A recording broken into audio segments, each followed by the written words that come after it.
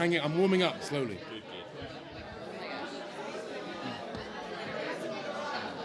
Who's first?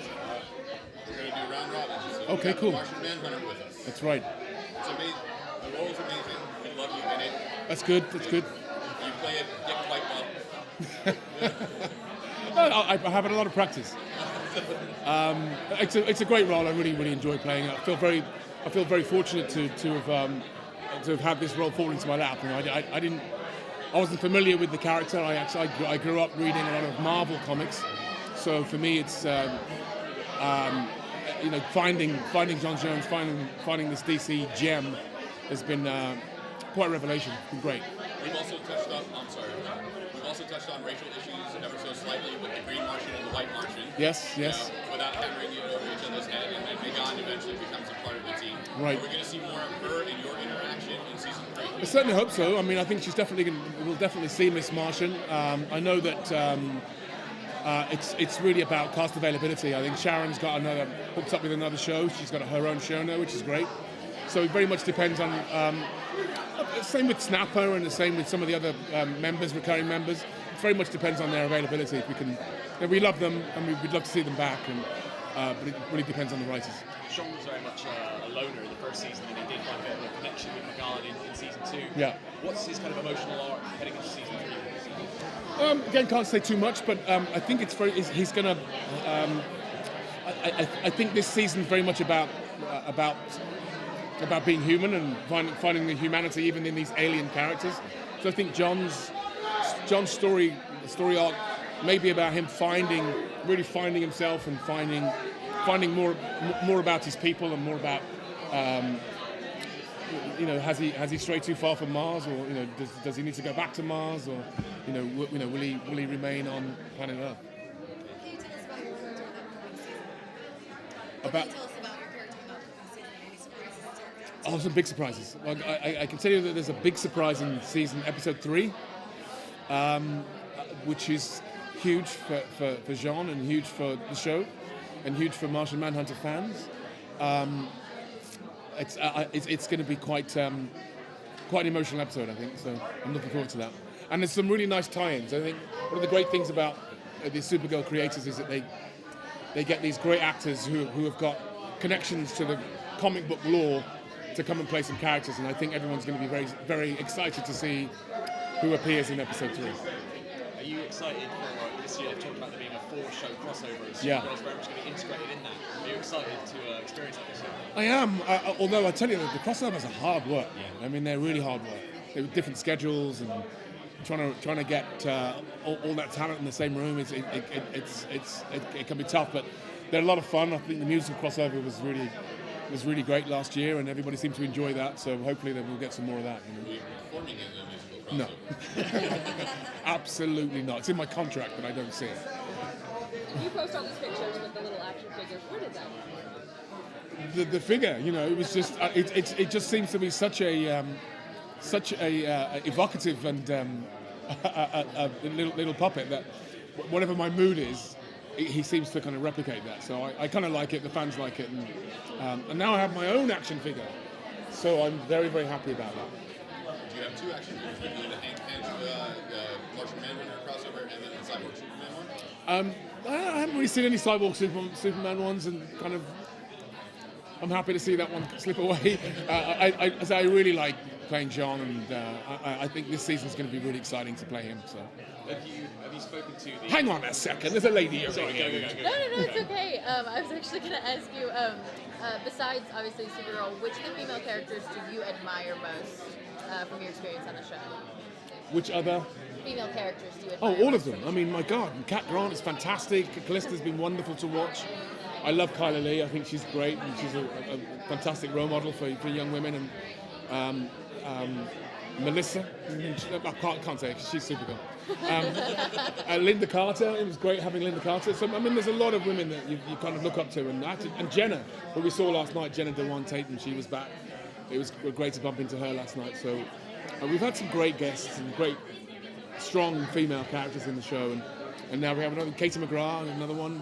We're just surrounded by strong female characters, so pretty awesome, really. Yeah, it's kind of the best place to be. Yeah. Way to spend your day, right? What as far as a real world application, do you find to be the most provocative for fans who are watching the show?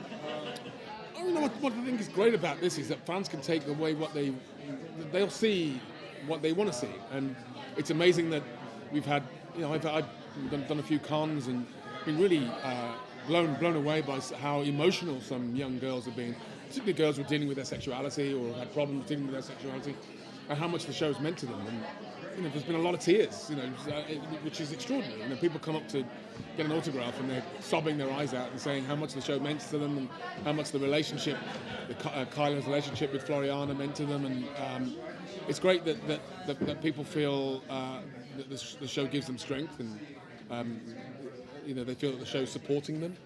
And on the flip side of that, it's great that the show just generally has an uplifting, hopeful, cheerful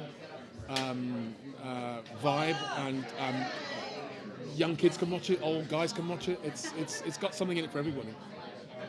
Have you kind of spoken to the writers? I know you had some satisfaction with Cyborg Superman and how it was portrayed. I mean, have you kind of fed back to the writers about that and how will that be portrayed next season? I don't really know. I just mentioned to one of the writers at the end of the second season that it sort of didn't really go anywhere. So it was a little frustrating. But I think they kind of understand that. I mean, John's such a huge character. It's just so much more. It's an interesting character to play. Whereas I just felt there were a few holes with that character, and I don't think we quite sewed them up. So yeah, looking forward to more Jean, maybe less Cyborg. How does it feel to have your own action figure? That's Oh, pretty badass. it's badass, man. I love it. I carry it around with me. I haven't got it with me today, but I do carry it around with me. Why did I not bring it today? But I do carry it around with me every day. And as I say, sometimes you're in a particular mood, and somehow by doing this little, messing around with this figurine, it sums up how you feel. So it's been great to have. And I'm very proud that he now has my outfit on. That's just so cool. Oh, really? Thank you so very much. Great. Thank you. Enjoy. Yeah, sure. I mean, so just kind of set the stage for us for season 3. How much can you tell us about the opening episodes and where we pick up and what we can expect? Well, I mean, we're dealing with the fallout from the season finale. We can tell you that. And it's going to be, I think this season's going to be a little darker, given kind of the cliffhangers of last season, what Kara had to go through to save Earth, kind of putting Monel on that pod. So, thematically, this season's going to be about humanity, and each character is going to be dealing with their emotions and dealing with their human feelings, also being a superhero or an alien. And of course, you saw in the cliffhanger we had that mysterious little baby in the pod, and that's going to be Rain, our big bad for the season, Odette Annabelle, and that's very exciting. And it's a character unlike any other villain in the Berlanti-verse. We're going to be very invested in her. It's going to be an emotional, very special arc. We also saw the hint of the Legion coming. Legion of Superheroes towards the end. I wouldn't know anything about that. That is a mystery. Now, you guys are great now. It's kind of calling back to the old Superman TV shows between Kane and Terry Hatcher. Are there going to be any other appearances for those callbacks? Well, we've already announced Erica Durance is coming to the show in the role of Allura. She was on Smallville. She was on so Smallville's it's an Lois homage to Lane. Smallville. But besides that, we have Helen and Dean are still part of our world. We love having the legacy actors back, so when there's a chance that we can do that, we love incorporating them into the show. Are there plans for more Jeremiah? Because his storyline was kind of left up in the air. We still don't quite know where he stands. No, I mean, it remains a mystery as we enter this season. You'll have to stay tuned. The show. No, we just started. We just started. Sorry. Yeah. I'm so sorry. It's okay. So the show's beloved by a lot of feminists, but along with that can oftentimes come pressure to sort of live up to a certain expectation. So what has that sort of process been like, listening to the fans, but also not listening to them? I don't think you can never please everyone, and if you start to really base your storytelling on the Twitter feed, you'll just go down a rabbit hole. So we really stay true to ourselves and tell stories true to the characters and tell stories that are meaningful and respectful and honor kind of the journeys that we're taking them on, and we try to be respectful. And I think it's been great in season 2 being able to tell kind of more socially conscious stories and stories of inclusion, about LGBTQ issues. And so, I think we've enjoyed being a voice for that. I mean, the on this Maggie show. and Alex arc was very meaningful to all of us, and we were so happy to see how meaningful it was to our fan base. It really was. I think it's so important now. I mean, just even like walking around on the floor at Comic-Con, it's like I find a ton of stuff from Manhattan, but I can really find a little thing for girls, so it's important. Yeah. That Supergirl is just so dominant and she's just badass, but she's so Yes. vulnerable, she has a lot of Yes. dimensions. Well, I have a 7-year-old daughter who's obsessed with the show, so I get a lot of street cred for writing on Supergirl, and all of her friends, I think they really love having a powerful role model who's identifiable and a young woman, but who can, protect others. It's very moral as well as badass. Yeah, I mean, it's great, I think, to show her grappling with issues that we all do and how she navigates that herself to kind of stay above and to be heroic. But the struggle to do that in the real And world. be a hero. And be a hero. Can we expect Alex to continue their search for Jeremiah? It remains a mystery, so you'll have to stay tuned. That will come into play at some point. What about, are there any more thoughts about Tyler returning again as Superman? We'd love him to return, and whenever. If the story presents itself and he's available, we'd love to have him back. We love having Superman on the show. But I guess you don't want to use him too much, just kind of, a little treat for fans. Yeah. Well, Metropolis needs him, so. Yeah.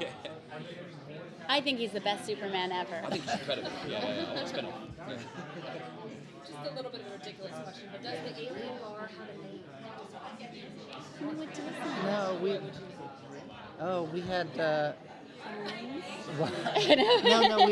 This has been a long topic of discussion in the writers' room, and there's furious debates about what it should be called. So. Maybe we'll have a fan, vote. Yeah. All the time on Supergirl Radio. Really? It's a Yeah. Well, no, we have to figure it out.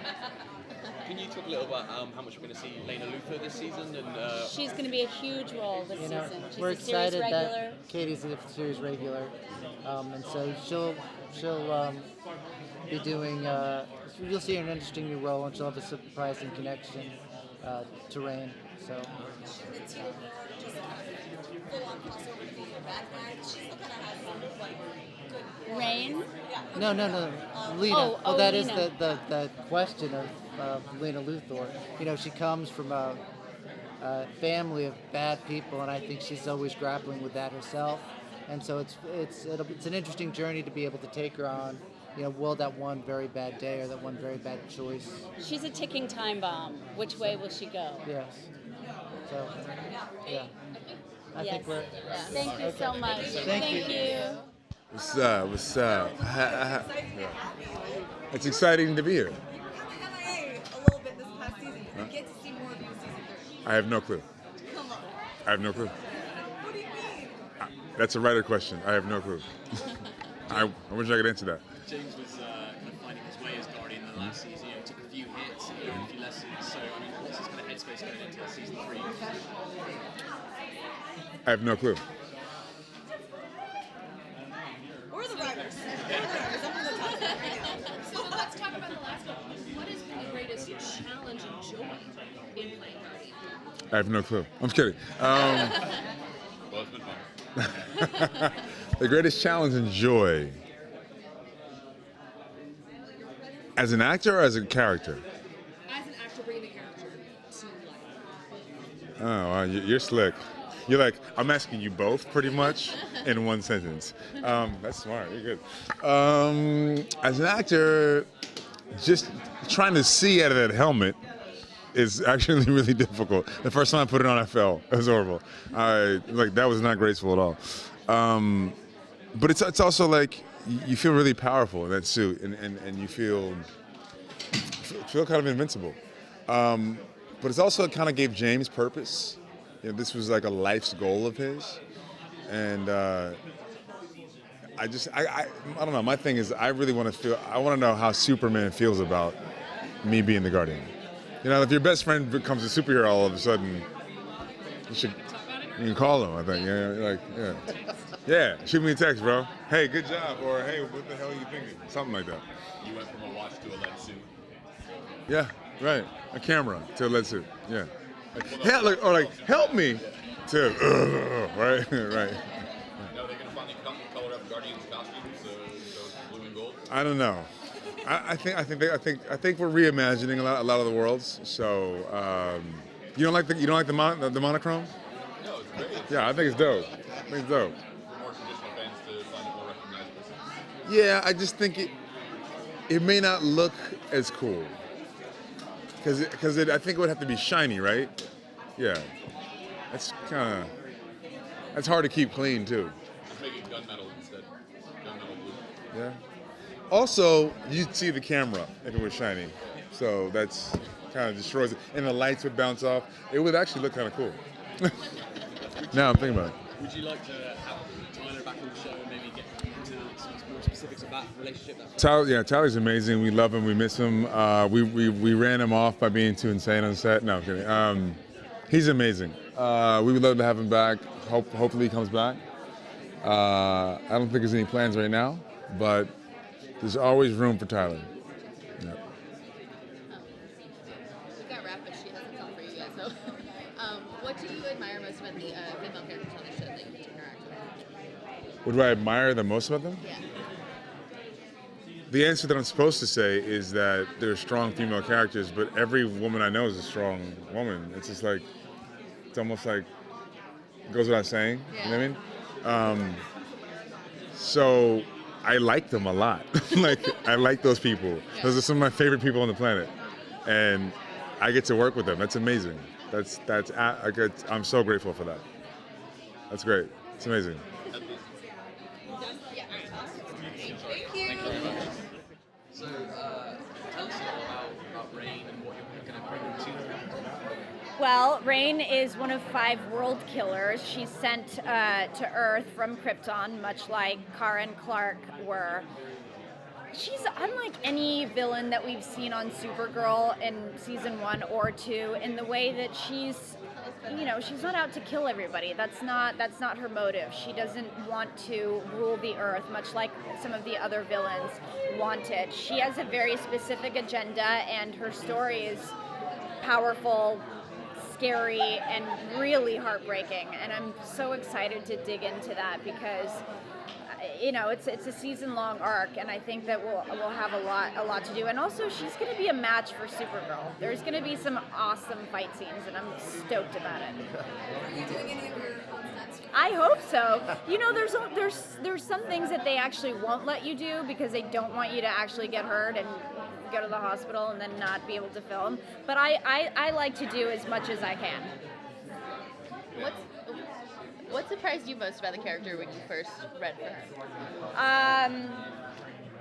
How different the story will be when we actually shoot, because what I auditioned was not anything that I don't think we're going to shoot. Much like how when I shot a movie called Cloverfield, this is years ago, J.J. Abrams had alias sides that we auditioned with.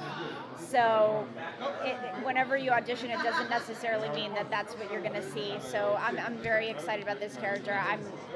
I have an idea of what the costume will look like, and it's really good. I can't say. How does it feel to come on to a series that's already established? Is it like the new kid that moves to town and trying to fit in? For many reasons, it's exciting. Number one, just to be real, when you shoot a pilot, you have to go through all of the ups and downs of, will it get picked up? Will I like these people? I don't know, where we're going to shoot. But signing on to Supergirl, they already have such a tight group. I'm really good friends with Jenna Dewan Tatum, and I picked her brain a little bit before coming on, and she just said the loveliest things about the cast. So I already knew I was going to love them. And the fans are amazing. The show is doing so well. The show's done so well. So I just feel fortunate that I get this opportunity and I get to come in and have some fun with these guys. For the hardcore comic book fans of the character, do you know how closely it might relate to the comics, the way they did it in the comics? That's a good question. When I was speaking with Andrew about the character, they're going to, there will be some nods to the original character, but much like what they do in their other shows, they do it in their own way. So my costume is not going to look like what you see in the comics. I will look very different, and I'm happy about that because that would be hours in makeup. Good. Thanks, guys. Thank you. Yeah.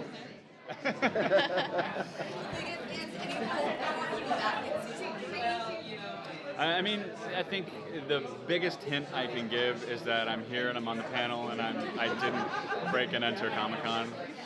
That's the biggest hint I can give as to, am I on the show or not. But, if and when we do see Mon-El again, there's very little I can tease about that. But I'm excited. What I do know about it, I'm very excited about, and I think it's going to add a whole new dimension to the show and something that I think will make fans really happy to see on television. There was a what? The Legion of Superheroes?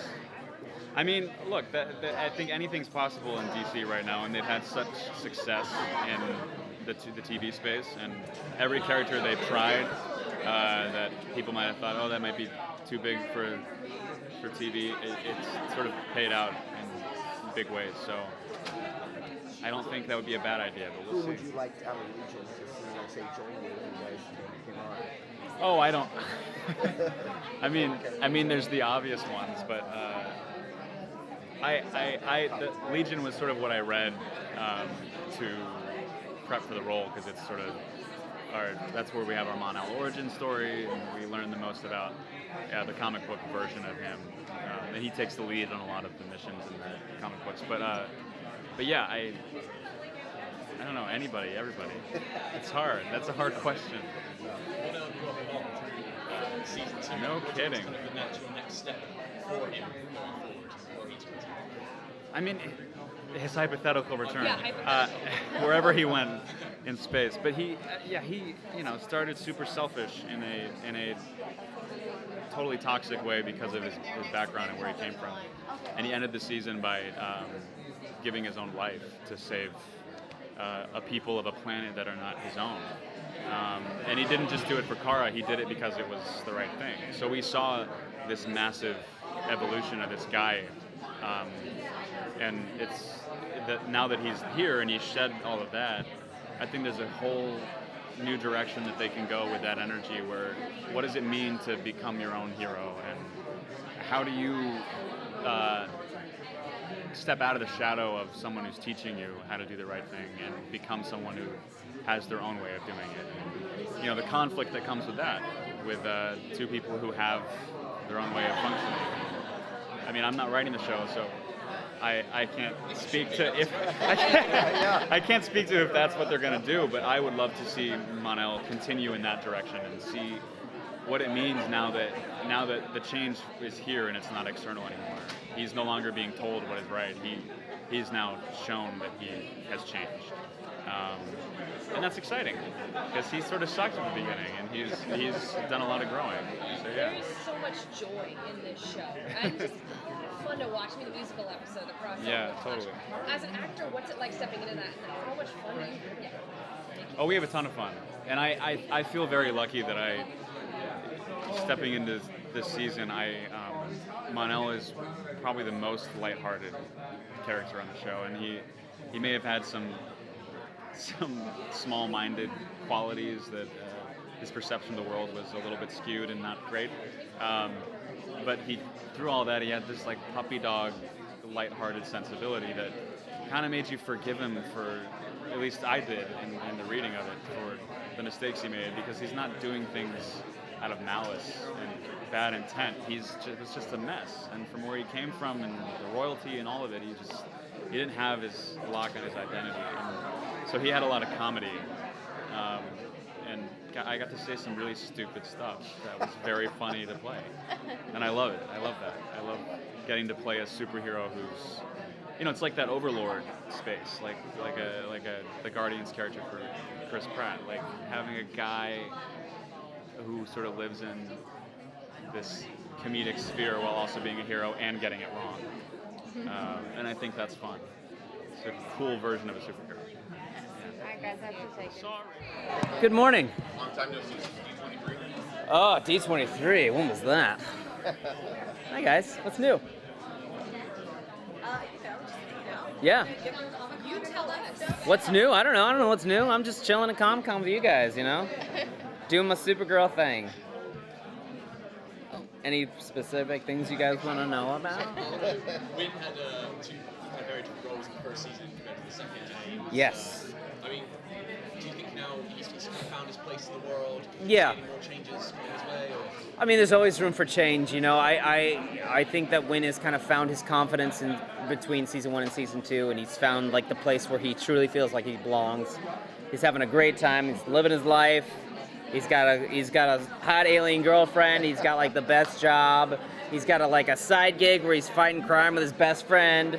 Like, it's a pretty sweet life. And as that sort of thing, when that sort of thing happens in TV, you know that the only way to go from there is down. So I can't imagine that that's going to last forever for Mr. Wynn. I think that we're going to explore some of his past a little bit more this season, which I'm really excited about. Some of his family issues. He grew up, with a father who turned evil when he was I think 11 or 12. And I think that he has kind of felt a bit of an orphan after that.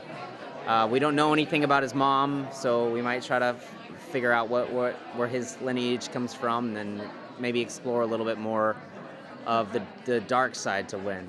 The thing that I love so much about Wynn is his sort of sense of humor.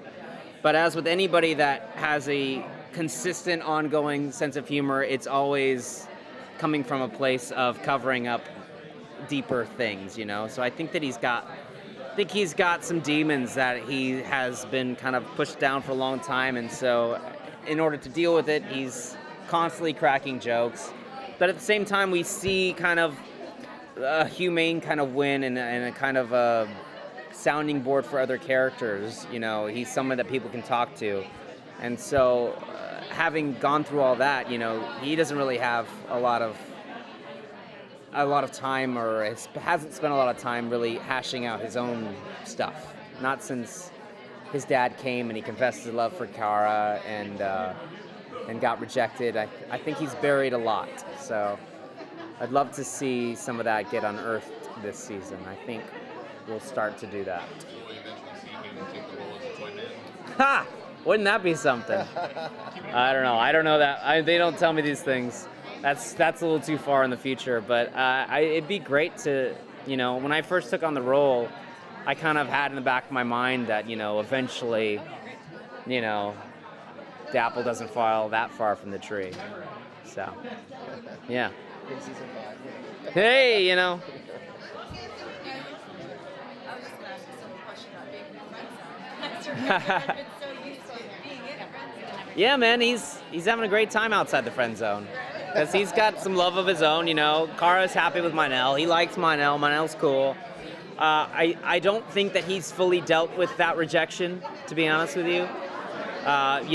He was in love with Kara for 2 or 3 years before he finally said something and was immediately rejected, and then is kind of forced to hang out with this person every day. And he still likes her. They're still friends, but there's a disconnect between them that we've not really... She's talking about me. That's not really that much of a...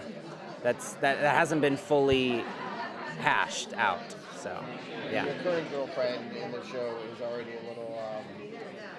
a let's say she can jump to conclusions very fast. Yeah, Like, she's a little so unstable. Might that relationship with Kara cause any of that and maybe a friction in the relationship?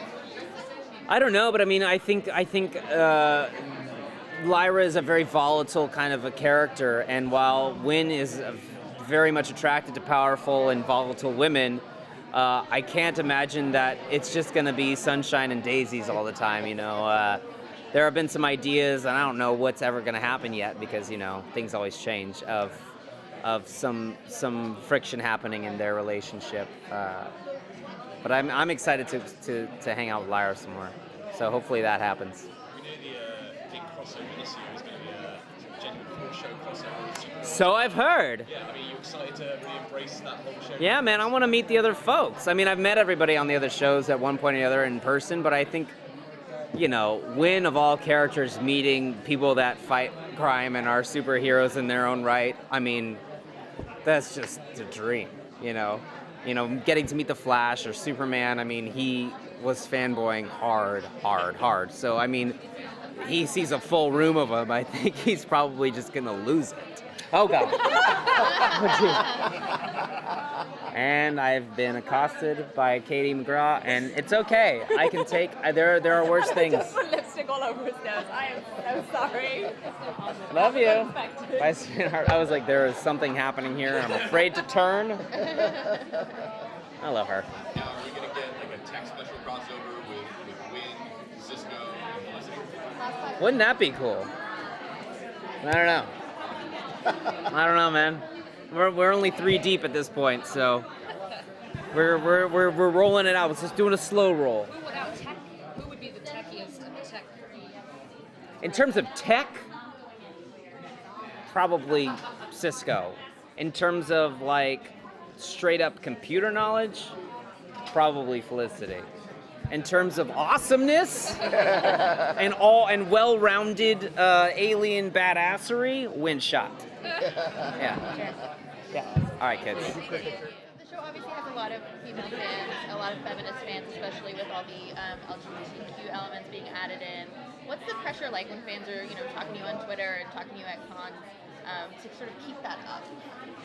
I think innately it just will. Supergirl stands for hope, help, and compassion, and even just her solid foundation, her core group, is like the most equal, loving group you could possibly have. Every different races, different sexualities, aliens and humans alike, everyone coming together knowing that they all deserve love. So I don't feel pressure, I just feel like I feel excited to be able to tell more facets of that. Can you tell us about the early episodes of season 3 and the threat that Rain poses? Well, Rain, I haven't seen her yet, but I think she's really going to throw things off kilter.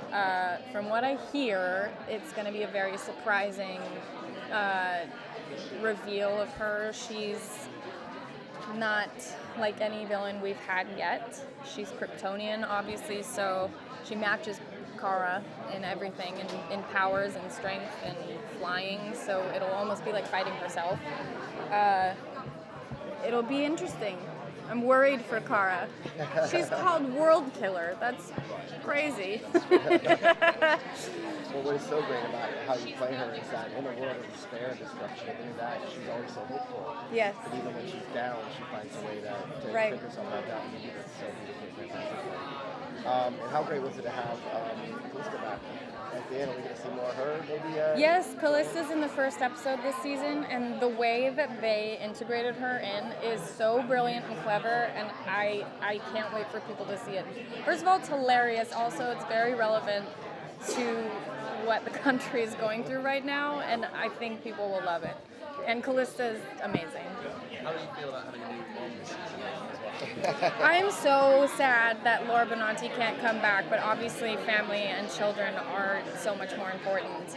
And on the other hand, Erica is the perfect person to step in those very large shoes to fill.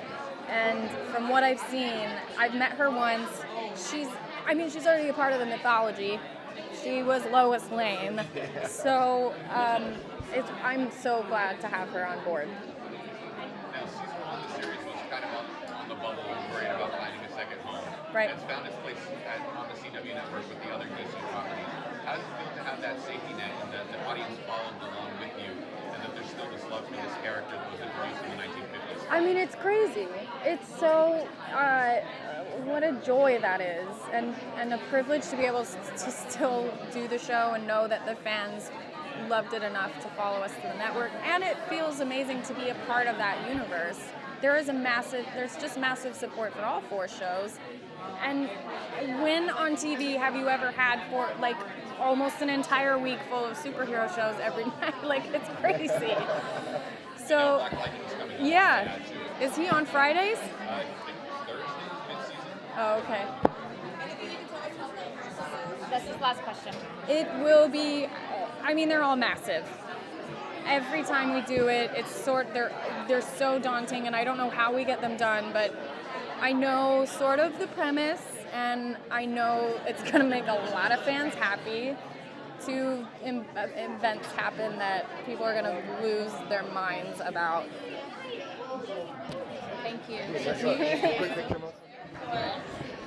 So, where do you want to see Kara and Lena's relationship go this season?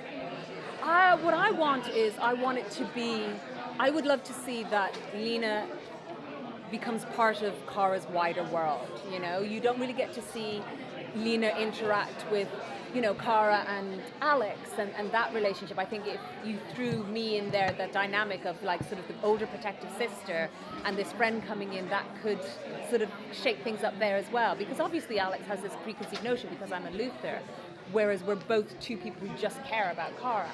And I think that would make for some good drama and things like that. So I think what I would like to see is obviously us maintaining this fantastic friendship that we have, this amazingly supportive female friendship, but also see how Lena's friendship with Kara interacts in the rest of Kara's life. Does that make sense? Yeah, I would put such a different dynamic on Girls' Night. On what? On Girls' Night. Exactly, you see what I mean? Like, movie night? How would we choose the movie? Right? Who chooses the food? I mean, I feel like I'd have it catered. I would just have a catered guy, and I would just have the cook something. But I feel like it would be difficult to. How would you agree on a film? Labyrinth. No?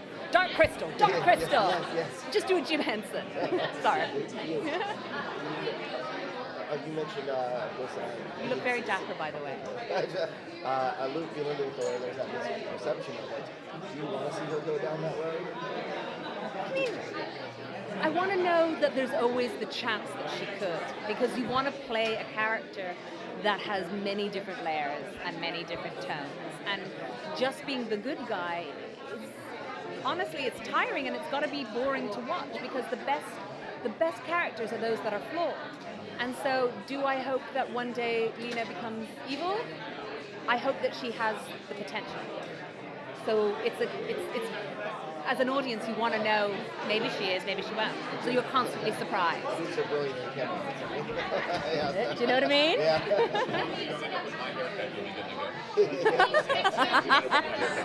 The day that conversation happens, before I got the role, I was like, they're not going to make me shave my head, right? Because please, I don't think I could rock that one. They're like, you're fine, get me.